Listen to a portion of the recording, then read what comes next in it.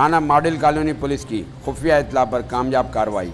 बड़ी तादाद में लाखों रुपए मालियत के मुख्तलिफ ब्रांड्स के गैर मुल्की सिगरेट, तंबाकू रतन और A to Z बरामद कर लिया गया।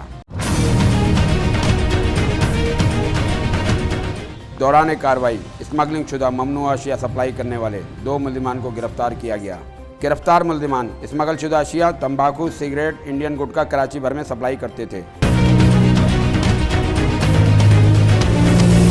मुल्जिमान की शनाख्त मोमिन शाह और खालिद हुसैन के नाम से हुई, जिनके खिलाफ मुकदमा दर्ज करके तफ्तीश का आगाज कर दिया गया है।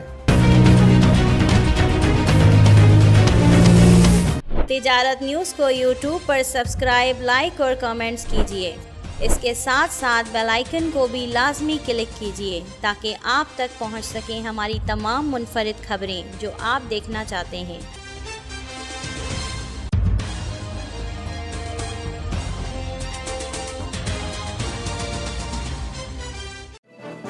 तिजारत न्यूज़, बेहतर अपना कल।